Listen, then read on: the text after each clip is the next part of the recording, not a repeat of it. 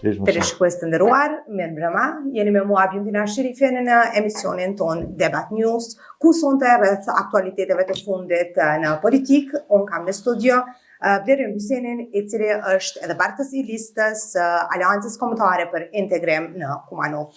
Zot Hyseni, mirë se ardhët.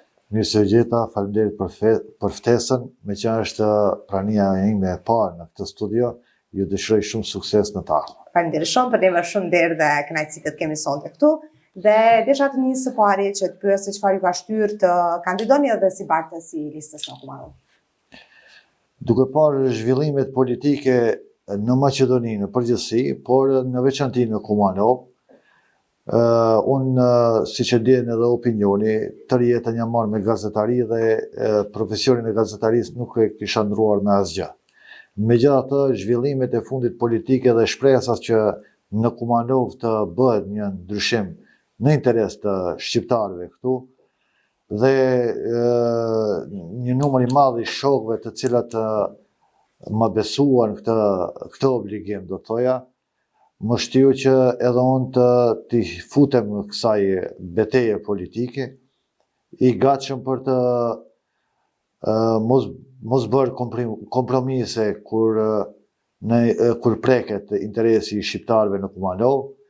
Në interes të tyre do të bëj gjithçka që megjithatë shqiptarët në Kumanov të jenë një zë i fuqishëm, për shkak se për vite të tëra shqiptarët në Kumanov kanë dëshmuar se janë për këtë qytet, janë për zhvillimin e tij, janë për mbarvaqen, janë për marrëdhënie të mira ndërtetnike, megjithatë shqiptarëve asnjëherë nuk u kthye kjo gatishmëri në aspektin pozitiv. Prandaj unë mendoj, nuk them që nuk pretendoj se asgjë nuk është bërë deri tani dhe unë do të bëj gjithçka, përkundrazi, të gjithë janë munduar të bëjnë diçka, por megjithatë unë vlerësoj se është momenti historik politik në Kumanov që shqiptarët të dëshmojnë edhe një herë se megjithatë mbi të gjithë kanë interesin e tyre dhe jo interesat e të tjerëve. Nëse të tjerat i kanë realizuar qëllimet e tyre në korrez të shqiptarëve, atëherë është momenti që shqiptarët të mendojnë pak për të vepruar tokë së bashku për të arritur qëllimet tona në Kumanov, në zhvillimin e qytetit, për një jetë më të mirë të gjithë qytetarëve dhe jo të gjitha investimet të zhvillohen në pjesë ku nuk janë shqiptarët dhe shqiptarët të ghettoizohen në qytetin e Kumanovës. Unë këtë mund ta premtoj para opinionit dhe para gjithë votuesve, të gjithë shqiptarëve, dhe ata që më votojnë dhe ata që do të më votojnë, se interesi i shqiptarëve do të jetë parësor në veprimin tim politik si këshilltar komunal. Edhe një herë pra, si rezume, do të thoja se shqiptarët në Kumanov duhet faktorizuar.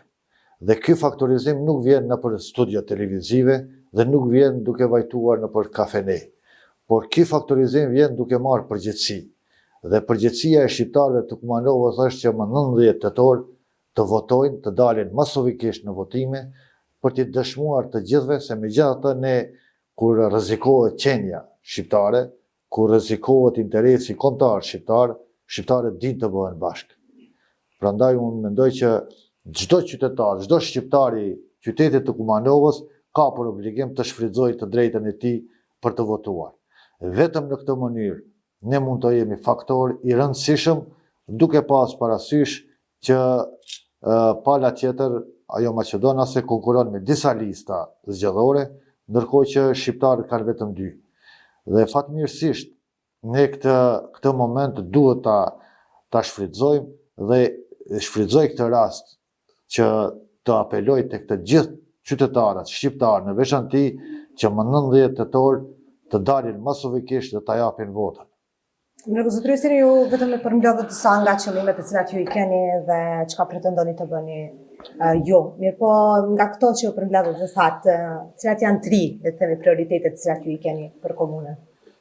Një ndër prioritetet kryesore, siç thash edhe më parë, është që ne të jemi faktor vendimarrës në Këshillin e Komunës së Kumanovës, për shkak se nuk do të toleroj që të jemi vegël e të tjerëve dhe të jemi një maqineri votuese në Këshillin e Komunës dhe gjithçka të kaloj sikur hjek qimën nga t'lyni.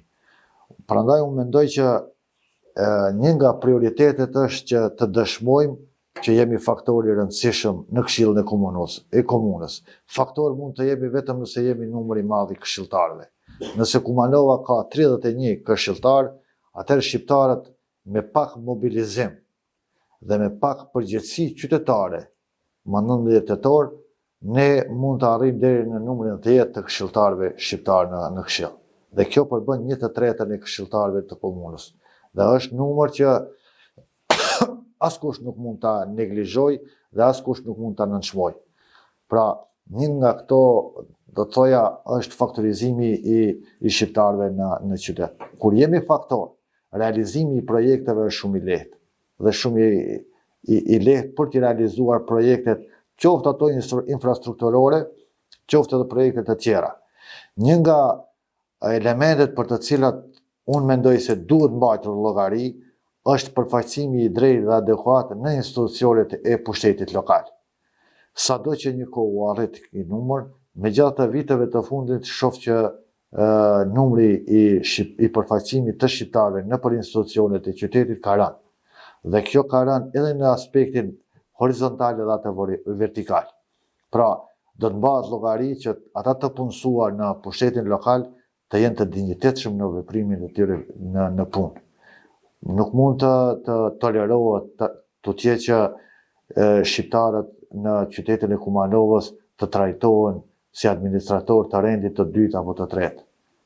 Nuk janë numër i vogël, po unë mendoj që meritojnë sepse ata administratorë na shërbejnë neve, i shërbejnë qytetit dhe administrata efikase e qytetit është në interes të gjithë qytetarëve.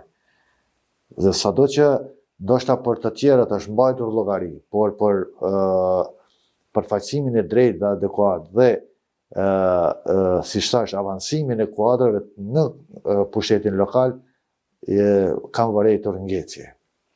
Dhe një çështje tjetër për të cilën unë shpesh herë kam diskutuar dhe kam dhënë deklarata të ndryshme është aspekti i respektimit të gjuhës shqipe në nivel lokal. Nëse ju kujtohet ju para disa vitesh në hyrjet të qytetit të Kumanovës ka figuruar tabela e udhërrëfyesit në Shën Nikoll. Dhe sot nuk e ke. Sot e ke vetëm në gjuhën maqedonase. Dhe ka shumë rrugë të tjera në të cilat udhërrëfyesit janë hekur nga rruga në gjuhën shqipe kam fjalën. Me këtë dua të them që nuk mund të tolerohet edhe më tej që gjuha shqipe në nivel lokal të trajtohet si gjuhë të cilën po deshëm e respektojmë, po deshëm se respektojmë. Dhe në institucione tjera, sado që gjuha shqipe është e pranishme, ajo vazhdon të mos jetë e barabartë.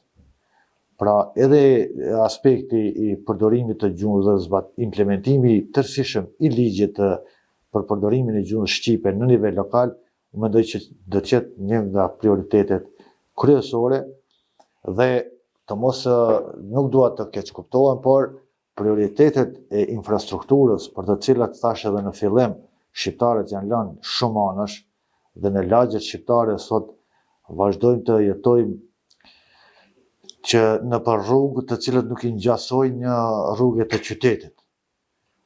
Dhe shpeshherë madje kam dëgjuar nga qytetarë shqiptarë që thonë se në fshatra janë rrugët më të mira se në qytet. Dhe kjo është e vërtetë. Po dhe ndryshimi nga lagjet në rrugët e ku banojnë shqiptarët, rrugët kanë mbetur në mëshirë të fatit.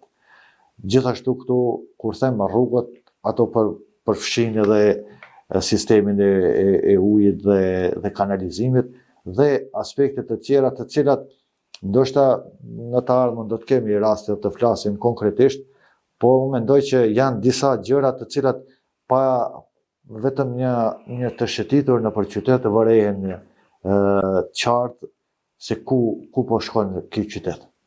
Pra, unë mendoj që e kemi për borxh dhe kjo më detyroi të jem kandidat për këshilltar, e kemi për borxh që megjithatë të tentojmë të bëjmë një hap para dhe të mos skenjohemi dhe bisedat në për kafene dhe bisedat në për shtëpi nuk kanë vlerë. vlerë kanë vetëm ato kur të materializohen. Unë shpresoj dhe jam optimist se megjithatë do të arrijmë qëllimin që edhe shqiptarët në Kumanov të dëshmojnë se megjithatë meritojnë një jetë më të mirë dhe këtë e meritojnë vetëm kur jemi qytetarë të përgjithshëm. Përderisa flasim deri më sot, si shihni ju situatën aktuale politike dhe sociale gjithashtu në Kumanov? Por në aspektin e zhvillimeve politike në Kumanov, ne kemi një kryetar të komunës i cili më shumë merret me pushtetin qendror se sa me pushtetin lokal. Dhe fatkeqësisht ai ka vendosur të ndjek një kurs politik i cili nuk i takon një kryetarit të komunës. Dhe aq më pak një kryetarit të komunës, siç është Kumanova, qytet multietnik. Prandaj unë mendoj që kryetari i komunës është fatkeqësi që ka konkuruar sërish, sepse ai më mirë të vendoste të merret me pushtetin lokal aty ku i ka synimet, dhe më mirë të ishte përqendruar në rritjen e subjektit të tij politik, për të cilin, siç deklaron, ka bërë shumë për Maqedoninë, po unë mendoj që Kumanova meriton më shumë. Dhe sado që kryetari i komunës dëgjova një deklaratë, tha se brenda afatit 4 vjeçar janë realizuar mbi 800 projekte në Kumanov. Dhe nëse është kjo e vërtet, është fatkeqësi për ne. Në aspektin se ato 800 projekte të cilat i ka realizuar ai për 4 vjet, ku i ka investuar? Në cilën pjesë të Kumanovës? Rezultatet. Ku janë rezultatet? Unë po të mendohem pak, nuk e dia do të më kujtohen 2 apo 3 projekte të realizuara në pjesët ku jetojnë shqiptarët. Dhe kjo mendoj që nuk do koment. Nga 800 projekte, 10% që bëjnë 80 projekte. Edhe me ato, nga 10% shqiptarët do të ishin të kënaqur. Po kjo është fatkeqësi e kryetarit të komunës, i cili megjithatë, siç thash, vazhdon me kursin e tij nacionalist në korrez të shqiptarëve të rrit subjektin e tij politik. Unë mendoj që kjo është politikë e gabuar, sepse Kumanova edhe në rrethana shumë të rënda politike, në zhvillime shumë të rënda siç ishte viti 2001, arriti të ruaj paqen dhe qetësinë e qytetit. Arriti të ruaj qetësinë dhe paqen në Kumanov, u arriti edhe në vitin 2015 në ngjarjet në lagjen e Trimave. Dhe kjo u arriti edhe në vitin 88, nëse kthehemi më herët gjatë demonstratave për shkollat shqipe në Kumanov. E kam fjalën për qytetarët e thjeshtë, të cilët çdo ditë jetojnë bashkë me shqiptarët dhe shqiptarët me të tjerët. Dhe asnjëherë nuk është vërejtur një dallim i tillë thelbësor, i thellë ndërmjet lagjeve në të cilat banojnë shqiptarët dhe jo shqiptarët. Prandaj unë mendoj që kryetari aktual i komunës duhet të ndryshojë kursin e tij politik, nëse dëshiron që Kumanova të jetë një qytet i cili i ngjason qyteteve të Evropës. Por ndryshe, ju shihni çdo ditë më shumë në Kumanov ka sa më pak njerëz. Dhe dëshpërimi i njerëzve i detyron ata që të largohen nga këtu. Unë mendoj që Maksim Dimitrievski dhe politika e tij nuk ka të ardhmen në këtë vend, e aq më pak në Kumanov. Me që përmendëm edhe infrastrukturën, unë desha të di se nga ana juaj, duke lënë pas se çfarë kryetari i komunës, i cili është tani, ka krijuar dhe ka zhvilluar në qytetin e Kumanovës, unë desha të di nga ju cilat janë projektet konkrete në lidhje me infrastrukturën që ju do i zhvilloni dhe do i keni parasysh në Kumanov. Po si thash edhe më parë, nuk dua të dal para opinionit dhe të premtoj projekte konkrete sado që i kemi në programin politik me të cilin ngarojmë në këto zgjedhje dhe të cili është publik para opinionit, po megjithatë unë mendoj që çështje kyçe është se sa këshilltarë do të jemi në qytetin e Kumanovës. Dhe çështje kyçe është sa shqiptarët do të dalin dhe të votojnë ditën e zgjedhjeve. Sepse sado tash unë mund të premtoj projekte shumë të mëdha dhe në numër shumë të madh. Por realizimi i tyre varet se sa jemi faktor. Ne siç po e vërejmë, nëse vazhdon që Kumanova të udhëhiqet me një politikë të këtillë siç është udhëhequr deri tani, mendoj që realizimi i projekteve është nën zero. Dhe ka mundësi që edhe të jetë i tillë.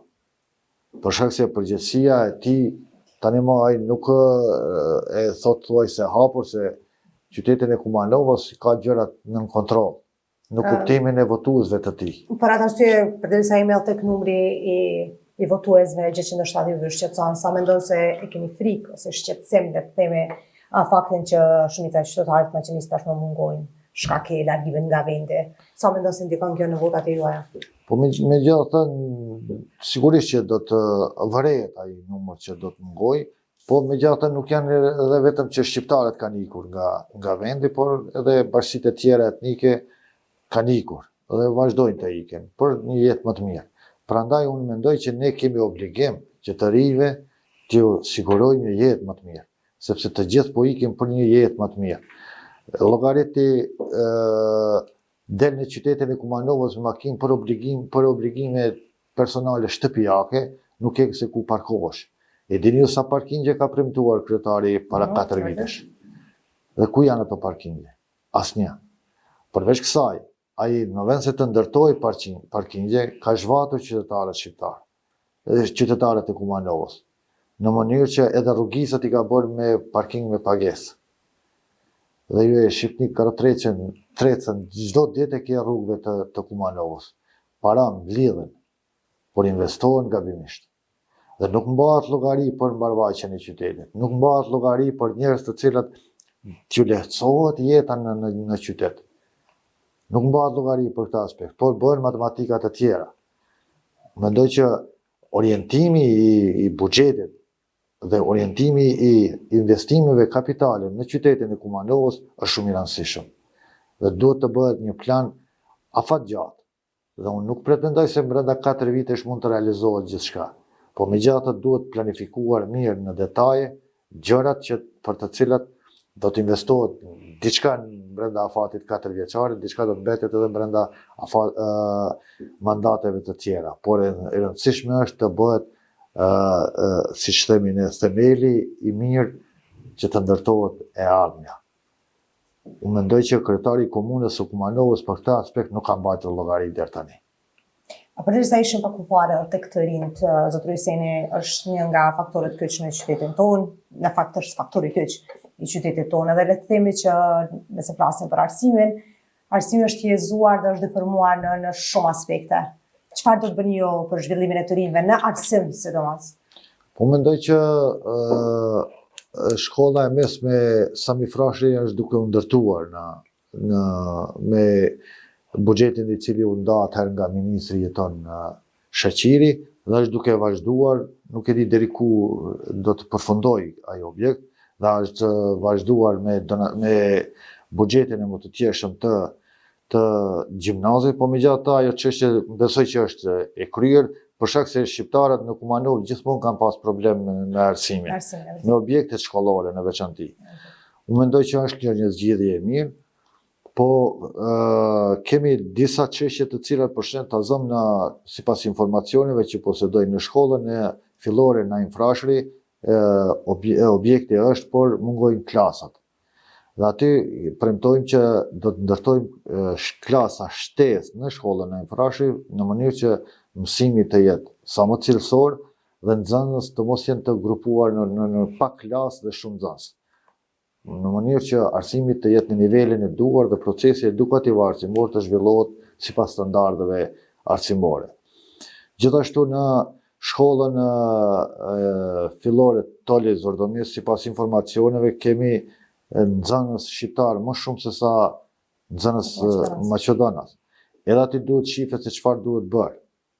Duhet bërë projekte se nëse ka nevojë për klasa të veçanta të tjera, duhet shtuar. Mendoj që një nga themelet e zhvillimit të shoqërisë fillon nga arsimi fillor. Dhe arsimin fillor për momentin nuk e kemi në nivelin që duhet të ishte. Qoftë në çdo shkollë të qytetit, por kjo çështje edhe në nivel të Maqedonisë nuk është që lulëzon.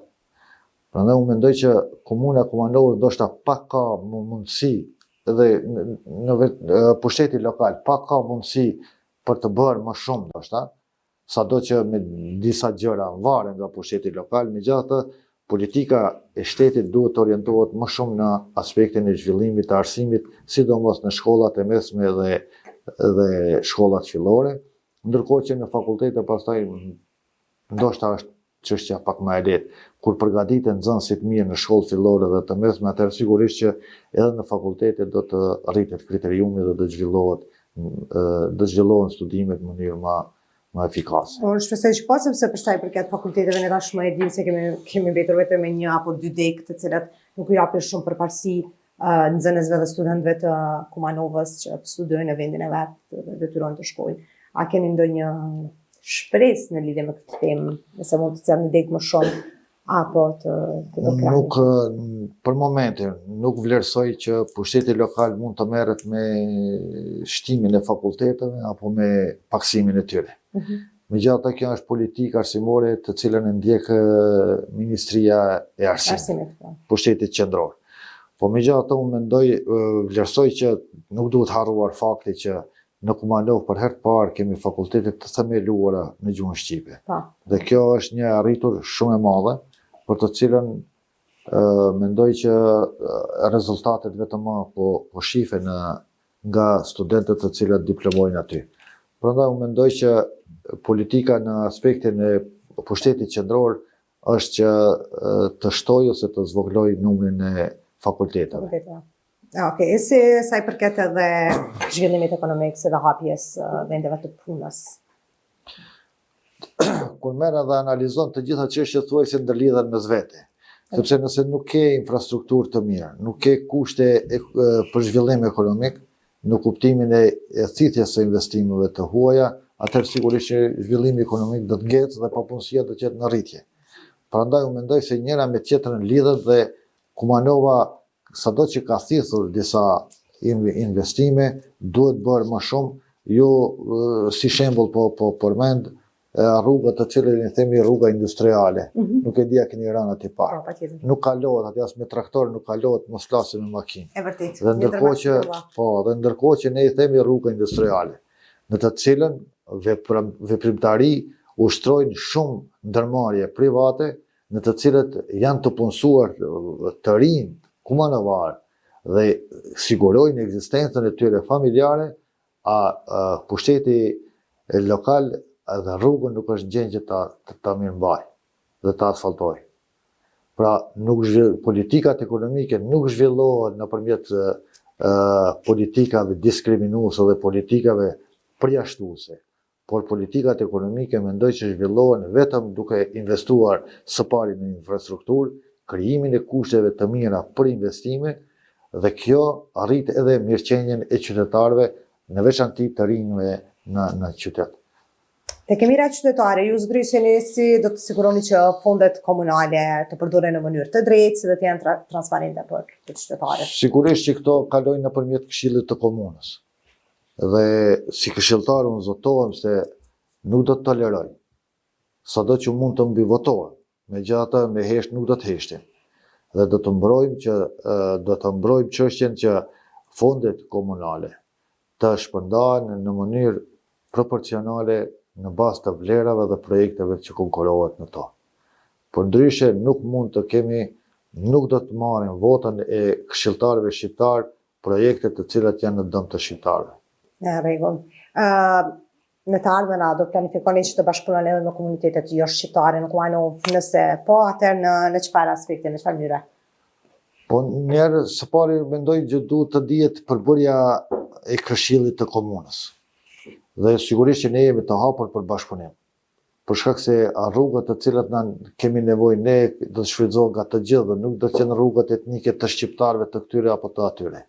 Sepse qyteti është i përbashkët. Dhe bashkëpunimi sigurisht që do të jetë, nuk do të mungojë gatishmëria për bashkëpunim nga ana jonë në mënyrë që në të mirën e qytetarëve të Kumanovës. Por kjo, si thash edhe në fillim, nuk dua të përsëritem, nuk do të toleroj që të bëhet gjithmonë në emër të bashkëpunimit, por në korrez të shqiptarëve. Unë mendoj që shqiptarët kanë dëshmuar se janë të gatshëm për bashkëpunim, pres nga bashkësitë e tjera etnike që të dëshmojnë të njëjtën. Si do i përfshini ju më tepër qytetarët në vendimarrjen dhe në proceset komunale, të cilat do i keni? Po sigurisht qytetarët kanë të drejtat e tyre dhe aktivizimi i organizatave jo qeveritare është shumë i rëndësishëm për të ditur, për të pasur një impakt kthyes nga ajo e cila populohet. Mendoj që dhe jam për atë që të nxjisë gjithnjë më shumë sektorin civil që të jetë sa më aktiv, sepse në këtë mënyrë edhe ne do ta kemi më lehtë. Dhe qytetarët, sidomos ata shqiptarë në Kumanov, duhet të jenë më aktiv, duhet të ngrejnë zërin e tyre ndaj padrejtësive të cilat mund t'ju bëhen edhe në të ardhmen. Zotëri Seni, si shihni ju rolin e AKI-s në skenën politike të Kumanovës, le të themi krahasuar me politika tjera? Po ky proces është i pari që ne garojmë si koalicion, Aleanca Kombëtare për Integrim. Unë mendoj që ne do të dalim bindshëm fitues në këto zgjedhje, për shkak të se qytetarët shqiptarë panë se kush është në gjendje të mbrojë interesin e tyre dhe kush jo. Për një vjet e gjysmë apo sa muaj u bë të pushtetit qendror të koalicionit tjetër, gjërat kanë shkuar shumë mbrapa. Dhe qytetarët besoj që kanë parë hapur se kush dhe sa mund të bëj në interes të çështjes shqiptare. Prandaj unë mendoj që ne në qytetin e Kumanovës do të jemi bindshëm fitues dhe shpresoj që këtë fitore bindëse që do ta kurorëzojmë në 19 tetor, do ta shndrojmë në fitore të gjithë shqiptarëve. Sepse nuk e llogaris që fitoria e një subjekti politik është fitore e një subjekti politik. Unë mendoj që fitoria jo në 19 tetor premtoj këtë që do të jetë fitore për të gjithë shqiptarët në Kumanov. Për shkak se kemi projekte, kemi guxim, kemi dije, na mungon vetëm vota.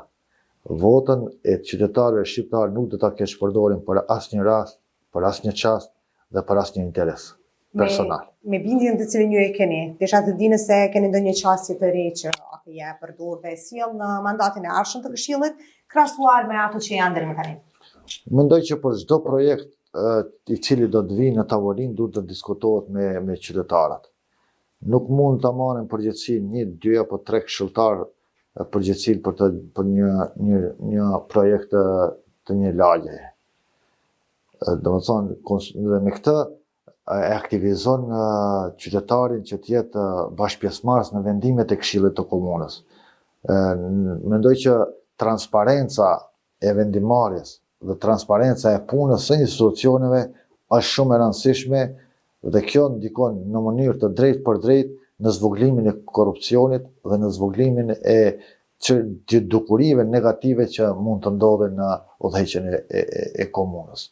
Dhe si këshilltar komunal premtojmë që parasor do të jetë bashkëpunimi me qytetarët në mënyrë që sa më shumë të realizojmë projekte në interes të tyre.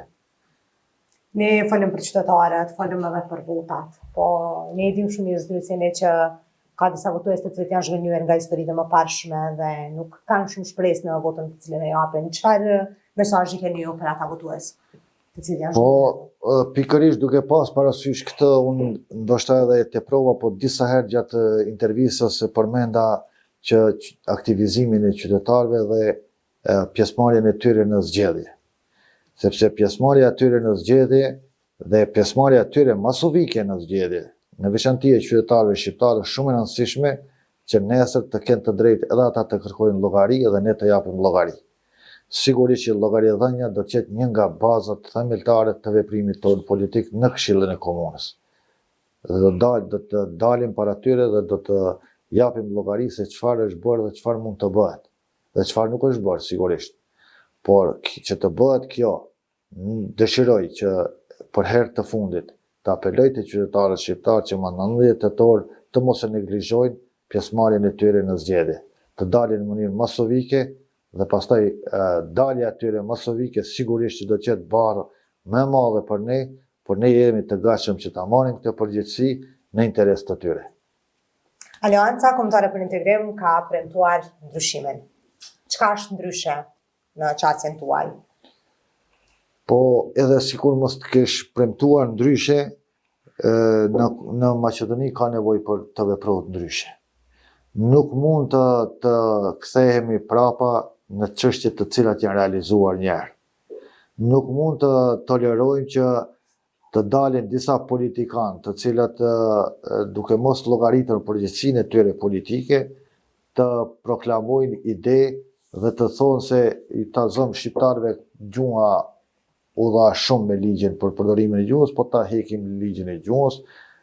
Balanceri nuk është i nevojshëm, ta eliminojmë balancerin, jo që 18 muaj të këtij pushteti kush ka llogari, kush ka shifër se sa janë punësuar shqiptarë dhe sa maqedonas nëpër institucionet e shtetit. Pra, me këtë pushtet filloi degradimi i marrëveshjes paqësore të Ohrit të vitit 2001.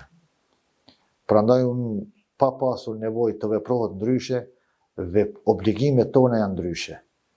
Dhe fatkeqësisht në Maqedoni procesi janë kthyer shumë mbrapa, dhe jo vetëm nëse merrni dhe shihni dje doli informacioni se vula e doganave të Maqedonisë është kthyer nga vulë në dy gjuhë vetëm në gjuhën maqedoneze. Dhe kjo është bërë me një qëllim tjetër, që të provohet sa është reagimi i opinionit publik. Po mendoj që çdo kush që shkel ligjin ai duhet t'ia përgjegjësi.